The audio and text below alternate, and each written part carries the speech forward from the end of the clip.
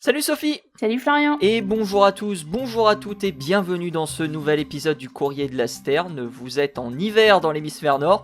Eh bien ça tombe bien, Sophie a pensé à vous parce qu'on va reparler de manchot. Alors qu'elle, elle a très chaud d'ailleurs. Fallait bien que j'arrive à trouver quelque chose pour me refroidir, voilà.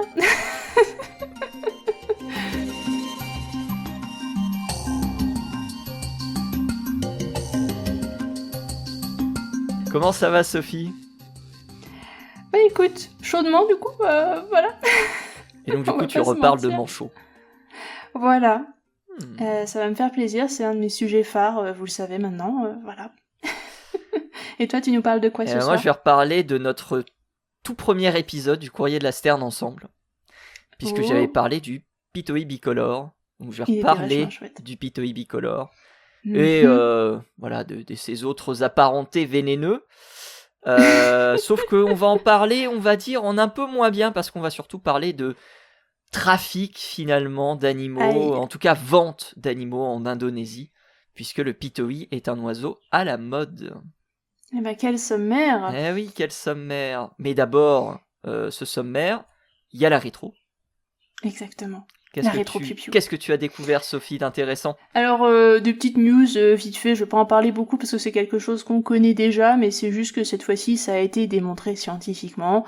On le sait maintenant, chez les oiseaux, que ce soit les oiseaux sauvages ou les oiseaux en captivité, eh ben, le microbiome intestinal est particulièrement important, c'est comme pour nous, c'est lié à la santé générale de l'oiseau, et évidemment ça va être lié à la condition générale, vous savez, ce qu'on appelle la body condition, donc en gros la masse corporelle de l'oiseau, savoir si il est en bonne santé ou pas au niveau de son poids, s'il est pas trop gros, s'il est pas trop maigre, si vous avez une bonne flore intestinale, et ben généralement ça aide à avoir un oiseau en bonne condition physique, et ça il y a une publication qui est sortie le 10 décembre dernier par l'université de Floride notamment. On vous souhaite une bonne année d'ailleurs, puisque l'épisode sortira sans doute au mois de janvier.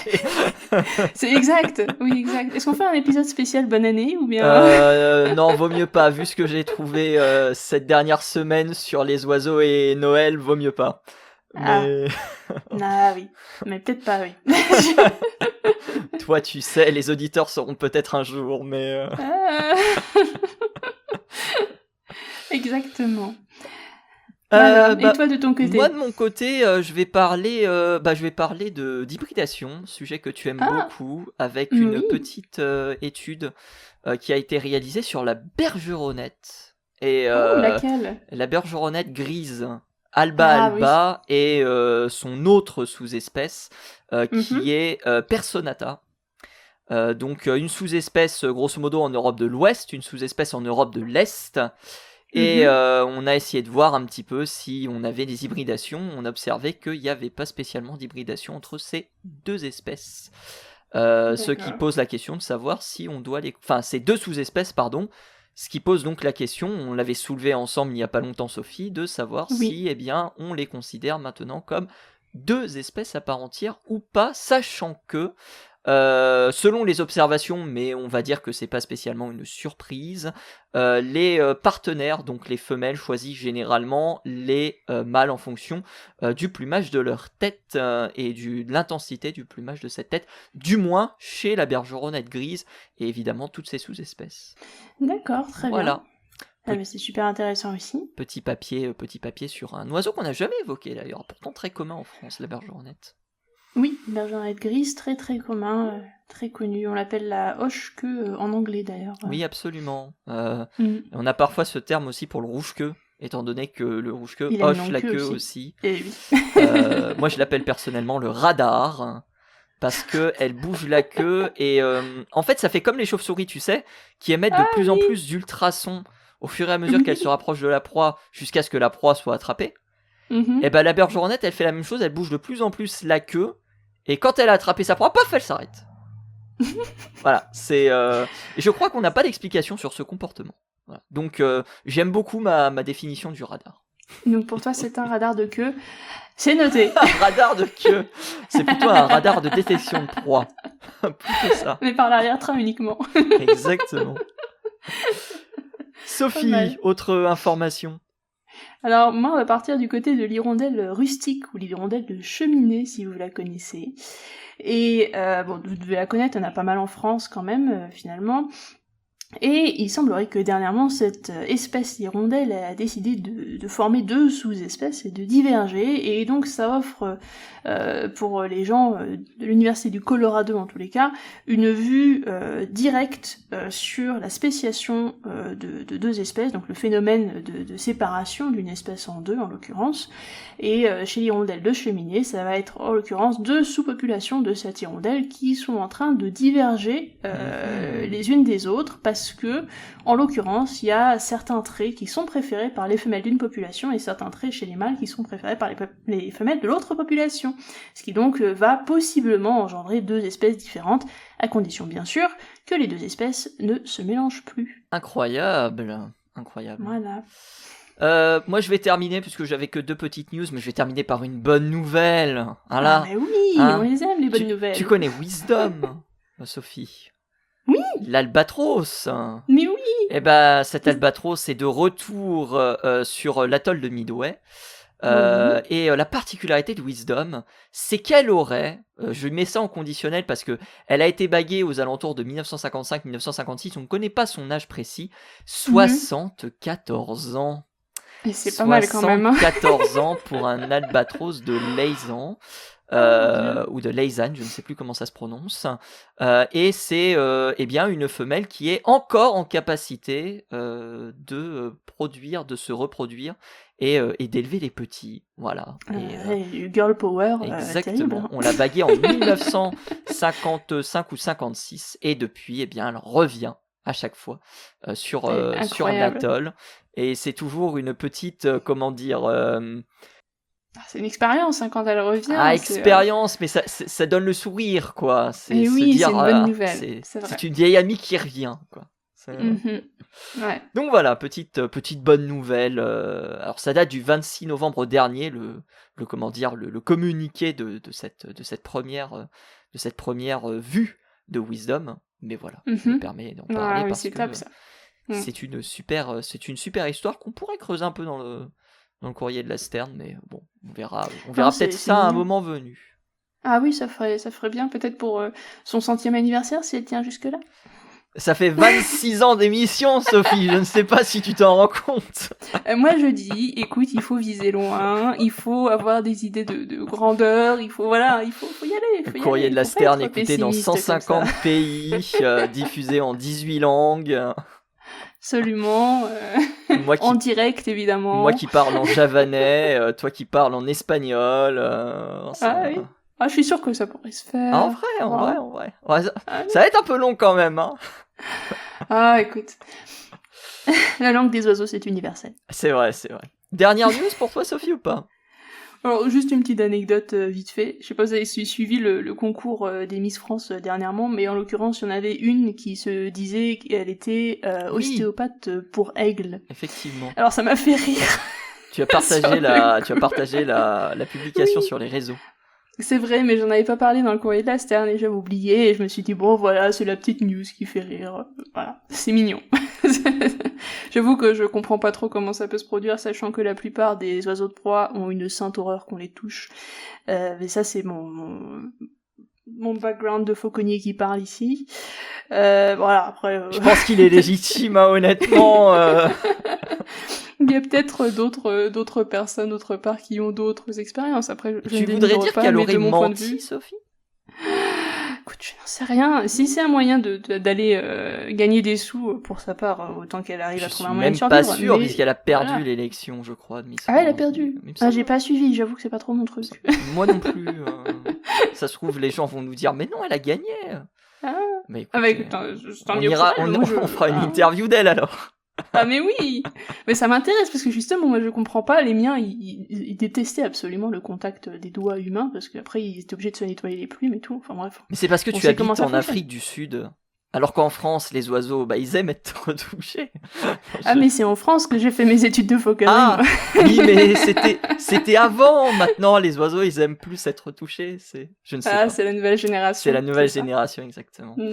Bon, c'est sur ces équilibrations qu'on va terminer cette rétro piou piou.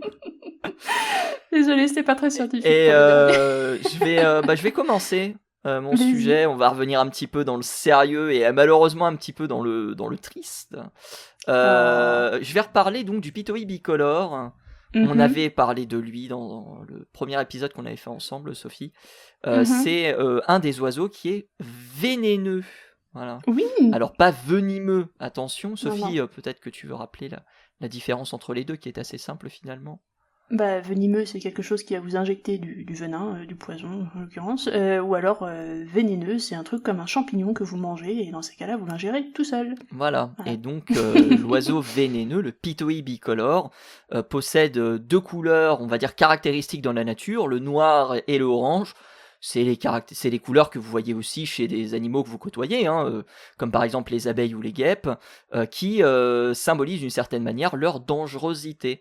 Pour les guêpes et les abeilles, c'est éviter de les embêter, alors que pour le Pitoy, c'est éviter d'être mangé. Le Pitoy avertit ses prédateurs en disant « Attention, je suis de cette couleur-là, et si tu me manges, tu risques d'avoir des problèmes. » Voilà. C'est comme la coccinelle. Exactement, c'est comme la coccinelle, c'est comme les dendrobates aussi, les fameuses grenouilles qu'on a en Amérique du Sud. C'est pour ça qu'elles possèdent des couleurs vives. C'est justement pour avertir les prédateurs de leur dangerosité.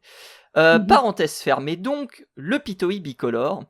Je suis tombé sur une étude, d'ailleurs quand on a terminé le courrier de la Sterne de la semaine dernière, qui parlait du Pitoy bicolore utilisé comme animal de compagnie. Et là, je suis tombé de ma chaise parce que je me suis dit, mais attends, comment ça, animal de compagnie? C'est un oiseau, alors certes, qui est très commun, il est listé en préoccupation mineure du côté de l'IUCN, c'est un oiseau qui a une dangerosité relative, même s'il est surnommé l'oiseau poubelle par les autochtones de Papouasie-Nouvelle-Guinée.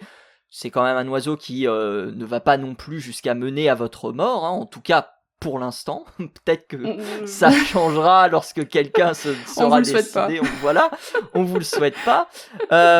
Mais voilà, surtout avoir un oiseau vénéneux en termes d'oiseau de compagnie, c'était particulièrement étrange. Donc je vais creuser un petit peu. Et il s'agit d'une étude de l'université de Cambridge qui a été publiée le 3 décembre dernier.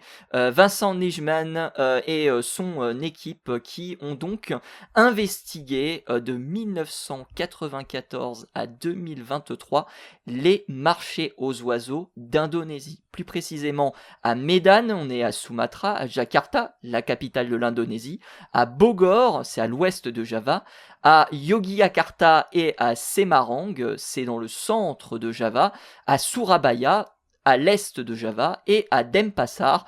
Là, pour le coup, on change d'île, puisqu'on est sur l'île de Bali.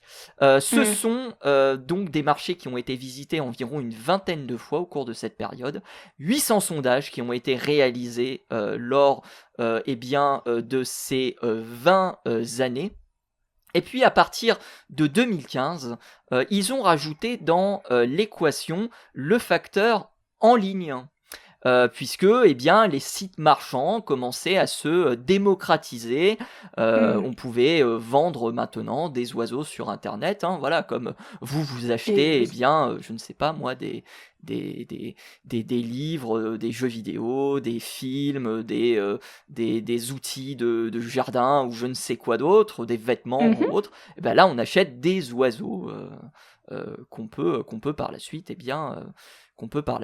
garder chez soi. Parce que oui, en Indonésie, avoir des oiseaux chez soi, c'est une tradition qui remonte à fort longtemps, apparemment au XVIIe, XVIIIe siècle, notamment une maxime qui disait qu'un homme, pour qu'il soit considéré comme un homme, devait avoir une maison, devait avoir une femme, devait avoir une dague, alors je ne sais plus le nom de cette dague, il devait avoir également un cheval, et il devait avoir également un oiseau. Voilà. Donc ça remonte visiblement à partir de ces temps-là, mais c'est aux alentours des années 70 sans qu'on comprenne trop pourquoi, ou en tout cas, j'ai pas réussi à trouver l'information sur le sujet précise, de l'émergence de ce marché en Indonésie, un marché qui est extrêmement important puisque selon les autorités indonésiennes, c'est un marché aujourd'hui qui se compte en milliards de dollars par an. C'est vous dire l'importance du marché qu'il y a aujourd'hui en Indonésie.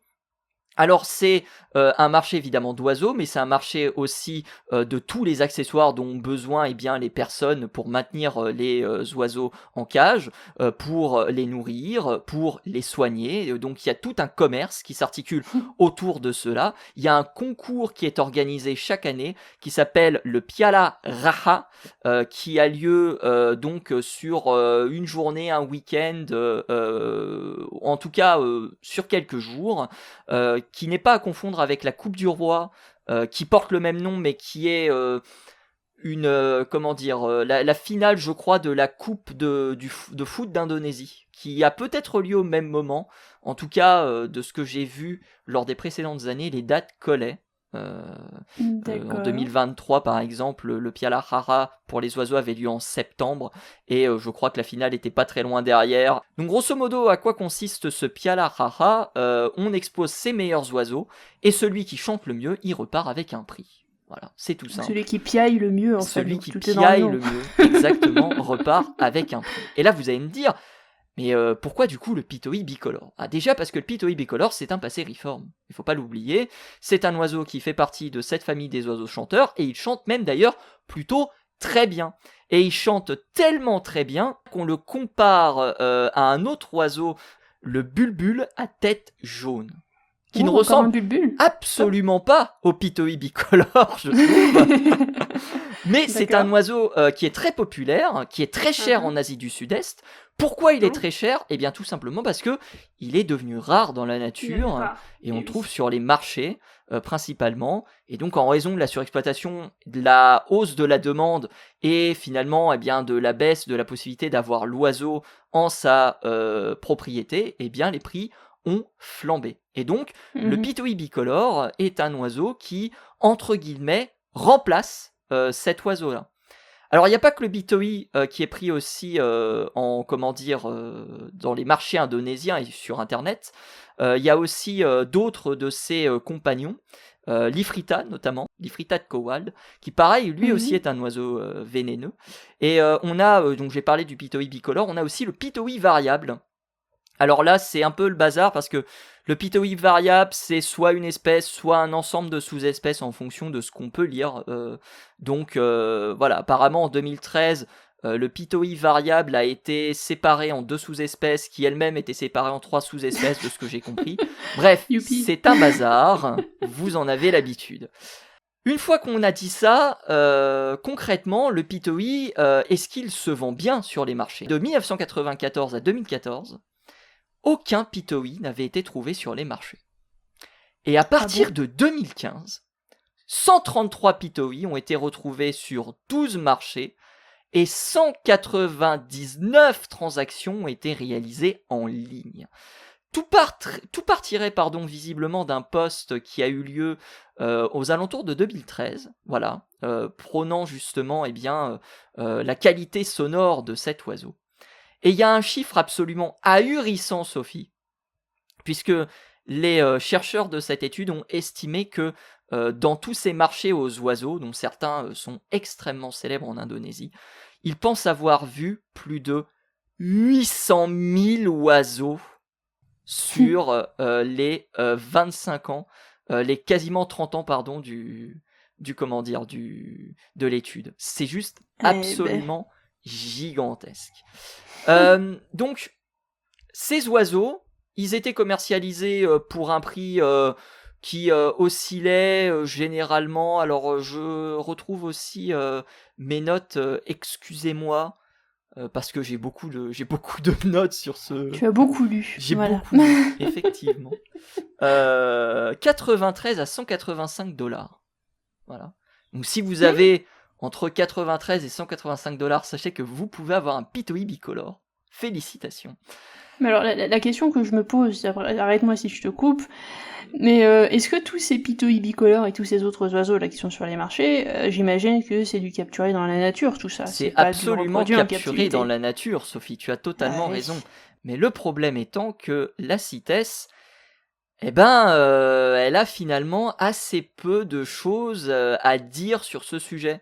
Elle protège énormément les rapaces, elle protège énormément les perroquets, mais pour tout ce qui est passériforme, et surtout pour des oiseaux qui sont communs, et c'est ça finalement qui fait office de zone grise, puisque le Pitoï bicolore et toutes ces autres espèces sont classées comme préoccupation mineure, eh bien la CITES ne s'en préoccupe pas. Oui, mais la CITES, ça marche uniquement aux frontières entre les États. À partir du moment où tu sors effectivement, entre les États. Si tu sors pas du pays, de toute façon, la CITES n'a rien à voir dans le sujet. Entre eux, et comme il y a un échange entre Papouasie-Nouvelle-Guinée et Indonésie, j'en suis pas sûr. Après, c'est des zones aussi où la CITES, après je parle d'expérience, mais... Un peu de droit de cité, effectivement.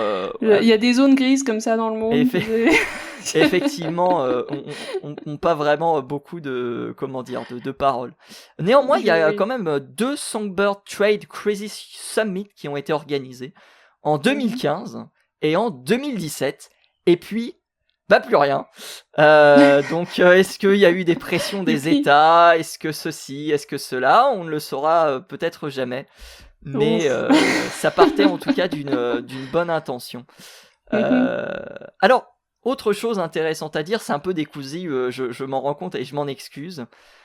C'est que je vous ai dit que le pitoï était un oiseau vénéneux. J'ai failli faire une bêtise. Pas venimeux. Ouais, attention, il n'y a pas de petit croc pour vous injecter du venin. Exactement. Tout va bien. Alors du coup, comment on fait pour vendre un oiseau qui est vénéneux? Soit on en parle, en disant que de but en blanc, l'oiseau peut vous tuer. Youpi. Soit on n'en parle pas. Et la majorité du temps, on n'en parle pas ou on l'évoque en disant oui, mais vous inquiétez pas, ça va, il n'y a pas grand-chose à craindre, etc., etc. Néanmoins, il y a quelque chose de très intéressant dans cette étude, c'est que le Pitoï bicolore, il n'est pas présent dans les zoos internationaux. On en a quelques-uns dans les zoos indonésiens, on en a un notamment dans le zoo de Taman, on en a un également à Jakarta, mais en dehors de cette région géographique qui est finalement assez proche de la Papouasie-Nouvelle-Guinée, on n'a pas justement de ces oiseaux qui sont présents dans les zoos. Et ce qui est assez intéressant, c'est que les scientifiques se demandent si on pourrait pas utiliser certaines de ces espèces qui sont retenues en captivité pour en apprendre davantage sur le processus, notamment du fait de savoir comment le pitoï peut devenir vénéneux, ou est-ce qu'il peut encore devenir vénéneux si il n'a plus sa nourriture, par exemple, trouvée. Il me semblait que c'était les insectes.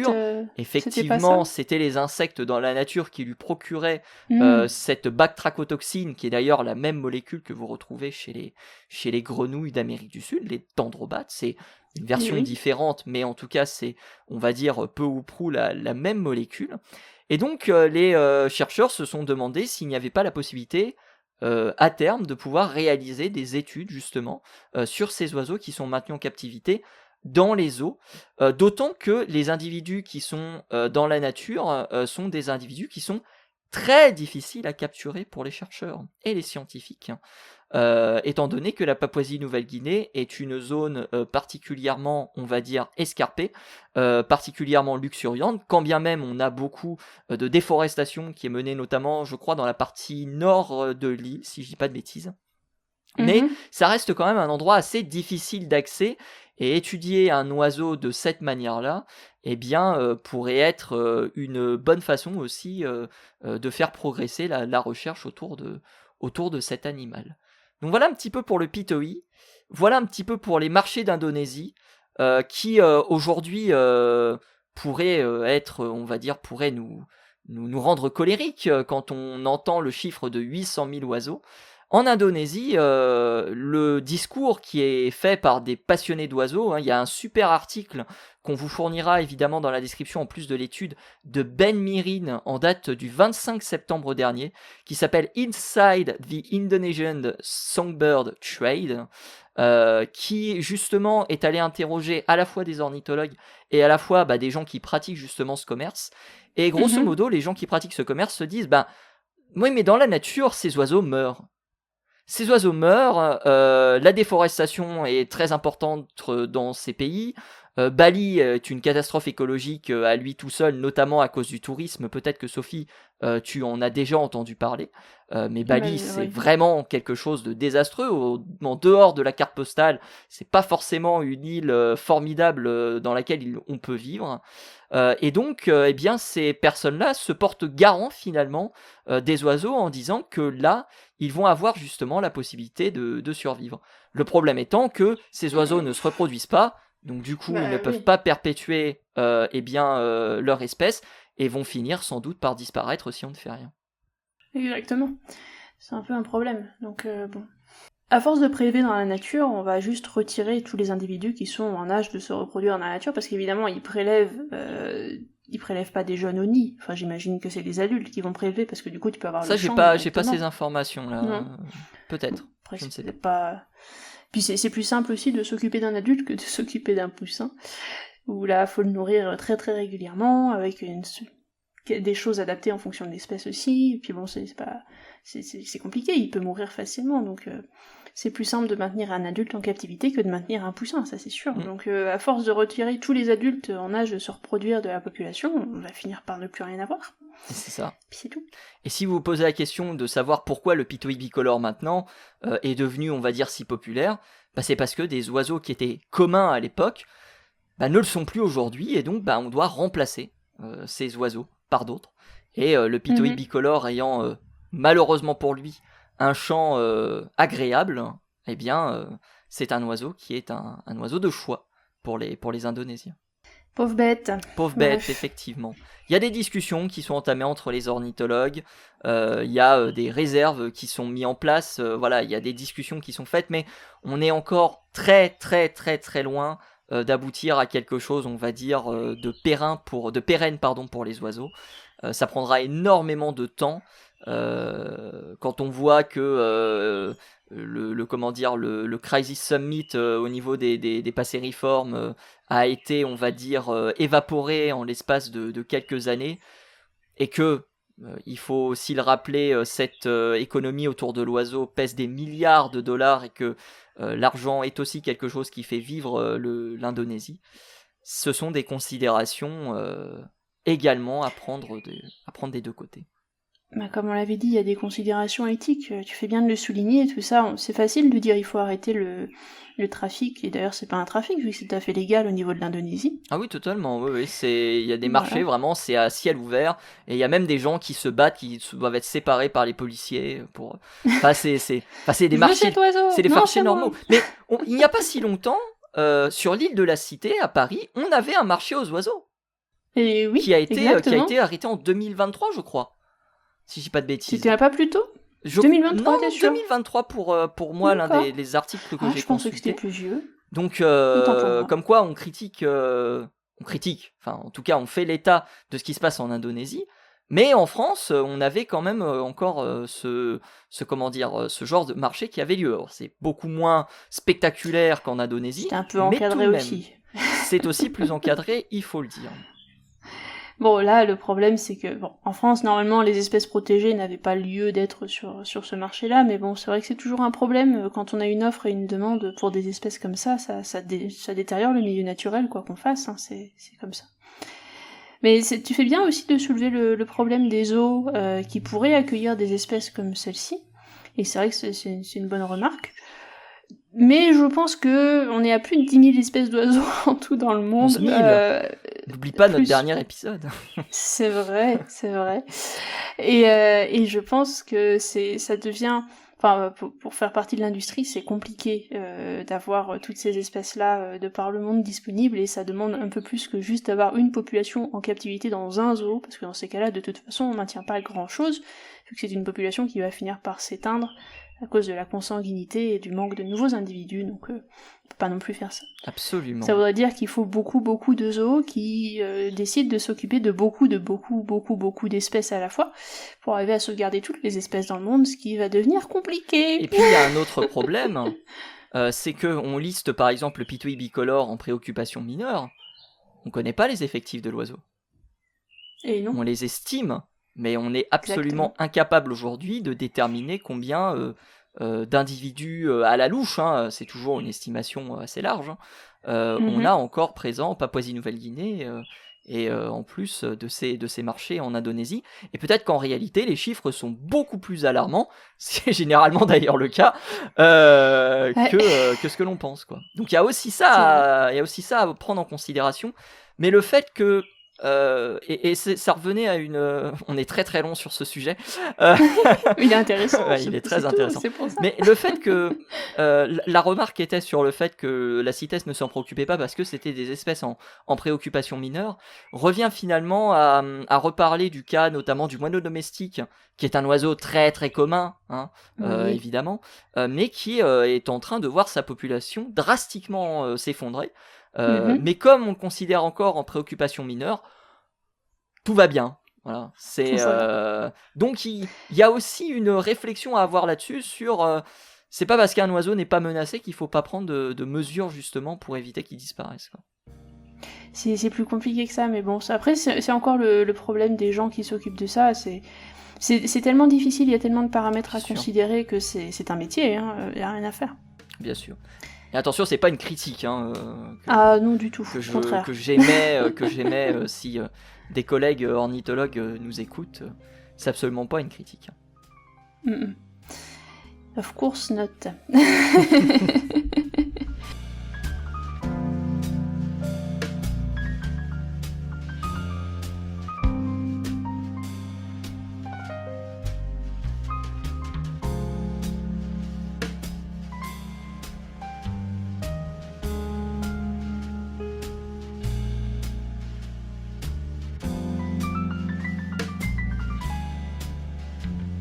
En tout cas, très bon sujet, merci beaucoup. Merci beaucoup, désolé pour les quelques hésitations, mais il y avait beaucoup de chiffres, je vous ai pas tout raconté, mais vous retrouverez tout dans l'étude de Cambridge, qui en plus est en open access, et ça c'est incroyable.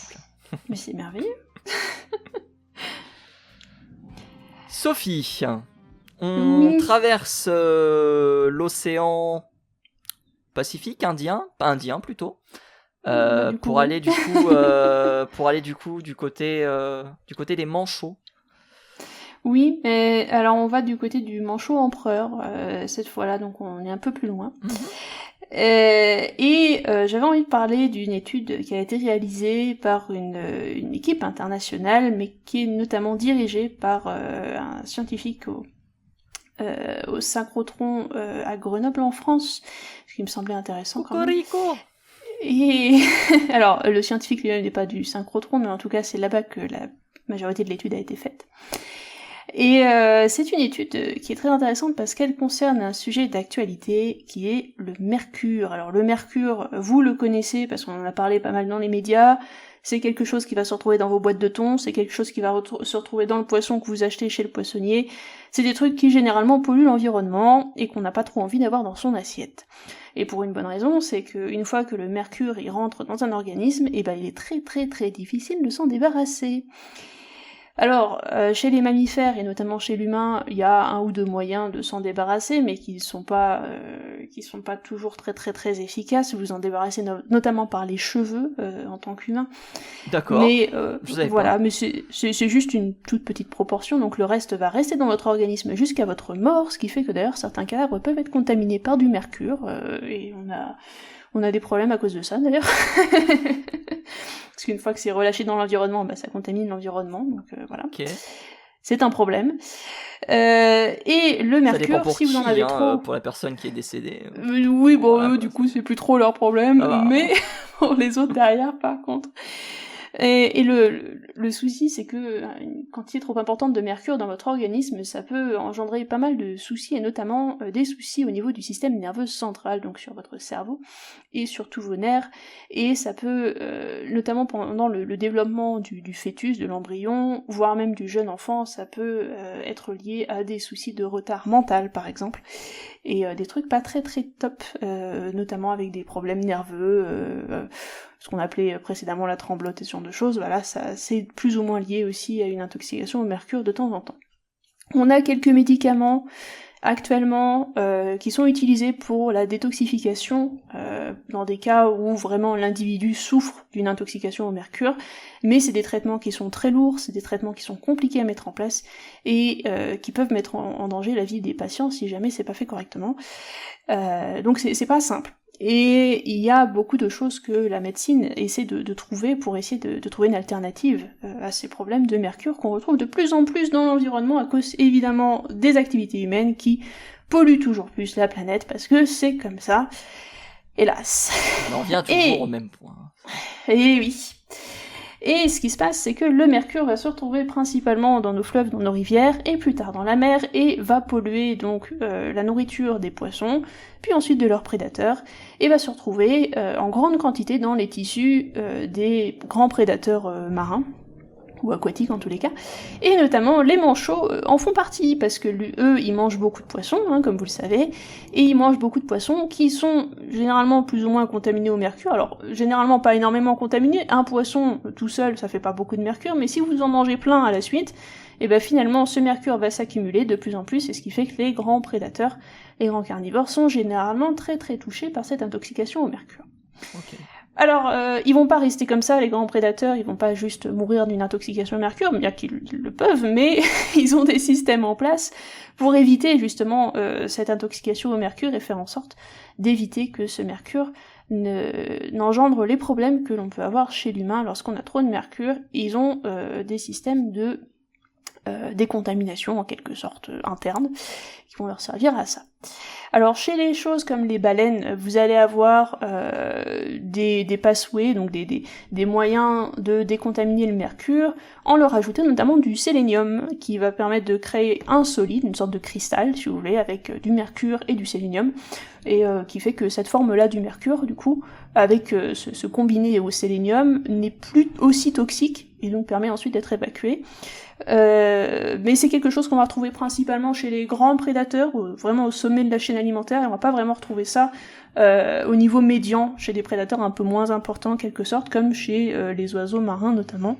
On se disait qu'on n'avait pas toujours les mêmes possibilités. Et alors on recherchait comment est-ce que les oiseaux arrivaient à survivre malgré ces taux de mercure qui deviennent de plus en plus importants chez les poissons. Et en l'occurrence, il se trouve que on a trouvé qu'ils avaient une nouvelle méthode, les manchots qu'on ne connaissait pas précédemment. D'accord. Pour justement éviter ce build-up de mercure dans le corps, donc cette accumulation. Mais ça arrive qu'aux oiseaux, hein. Chez nous ça marche jamais. Hein. Ils sont quand même à la pointe de la technologie, ces oiseaux, je trouve. Hein. Ah, c'est incroyable. Et du coup, plutôt que d'utiliser du sélénium, en fait, les oiseaux, ils vont utiliser autre chose qui vont leur permettre de déméthyler le mercure pour arriver à en fait le transformer en quelque chose qui est beaucoup moins dangereux. Alors on savait déjà que les oiseaux, ils utilisaient leurs plumes, notamment pour évacuer pas mal de polluants. Alors le mercure en fait partie, donc c'est-à-dire que comme pour nous les cheveux, ils stockent ça là-dedans, et puis une fois que ça tombe, bah voilà, ça dégage. Donc, tu parles des cheveux, tu parles aussi des poils du coup ? Oui, okay. Des poils évidemment. Parce que les cheveux et les poils c'est la même chose. C'est juste à l'endroit, c'est juste l'endroit où ça pousse, c'est différent. C'est des fanères.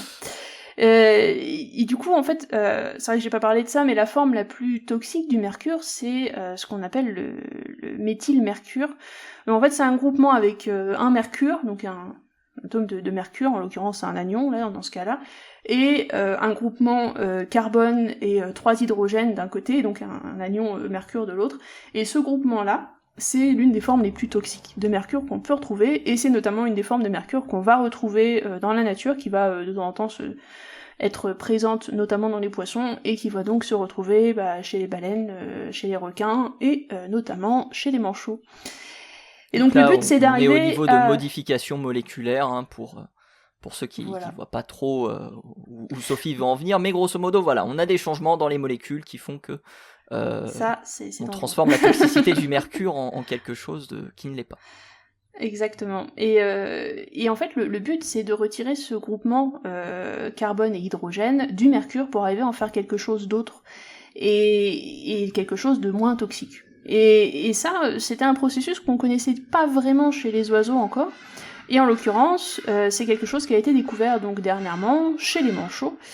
et qui va peut-être possiblement ouvrir la voie à d'autres possibilités pour la médecine humaine en fait, pour arriver à détoxifier le corps humain lorsqu'on a un peu trop de mercure. Donc je voulais vous en parler parce que voilà, c'est vrai que c'est assez technique, c'est pas mal de...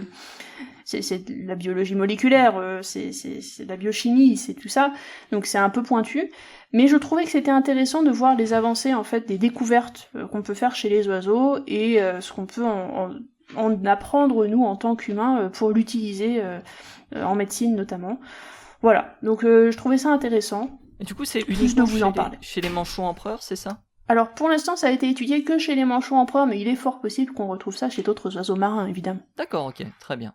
Moi, ça me rappelle une étude, alors que je n'ai jamais retrouvée, qui parlait des moineaux domestiques, tiens, on reparle d'eux, qui parlait des moineaux domestiques qui s'étaient adaptés aux concentrations en uranium dans une zone polluée en Amérique du Sud.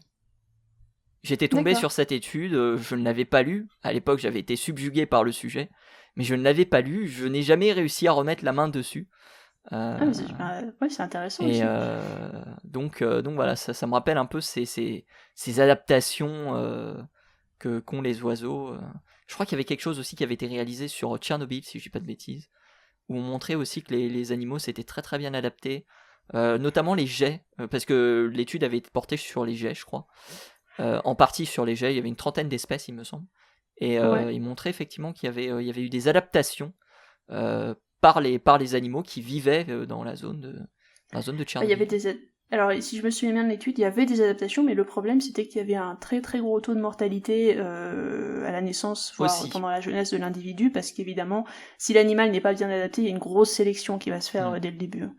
Donc ça enjoint beaucoup de mortalité chez ces animaux-là. Tu as totalement raison. Voilà, donc c'était juste intéressant. Donc voilà, sachez que maintenant chez les manchots, on sait que si vous voulez vous détoxifier du mercure, on utilise du soufre et du sélénium. Ne le faites pas chez vous. le sélénium, on le trouve pas dans certains légumes ? Si. si. En l'occurrence, le sélénium, c'est... Le céleri, c'est pas dangereux en fait. C'est pas le céleri où on le retrouve ? Alors je ne sais plus exactement, il est possible. Et oui, on parle de molécules, on parle de cuisine, voilà. C'est un oligoélément en fait, le sélénium. Ok. Alors, ça peut être toxique si vous en mangez trop. Ah bah voilà. Comme tout, faites gaffe. N'allez pas en faire votre régime alimentaire. Mais c'est aussi un oligoélément qui est indispensable à votre vie en fait. Donc c'est comme tout, c'est une question d'équilibre. Mais si on le couple avec du soufre, c'est bon du coup, on peut en manger. Ouais. Ne faites pas ça chez vous. Alors non. Cette cascade a été réalisée par des professionnels, ne faites pas ça chez vous. Ne faites pas ça chez vous, non. Et c'est là-dessus que l'on va se quitter. Merci beaucoup Sophie pour nous avoir parlé de mercure et de manchots. Merci beaucoup. Où est-ce qu'on te retrouve Sophie ? Et comme d'habitude sur les réseaux sociaux, Twitter, Instagram, @leplumeux, et puis sur la chaîne Entracte sur YouTube. Et vous nous retrouvez la semaine prochaine pour un nouvel épisode du Courrier de la Sterne, dans lequel on vous racontera, comme à l'habitude, nos petites découvertes que nous faisons lors des 7 derniers jours. En attendant, les précédents épisodes, ils sont à retrouver en streaming, ils sont à retrouver en podcast, sur Spotify, sur Deezer, sur YouTube, sur Apple Podcast et sur toutes les autres plateformes. Vous pouvez également nous suivre sur Twitter de temps en temps. De temps en temps, on poste quelques trucs. Voilà, n'hésitez pas évidemment à aller écouter notamment l'épisode, le tout premier épisode qu'on avait fait avec Sophie, qui parlait du Pitoï bicolore. Ça vous permettra d'en apprendre plus sur cet oiseau. Et nous, on se retrouve du coup la semaine prochaine pour un nouvel épisode du Courrier de la Sterne. Salut à tous, salut à toutes. À plus.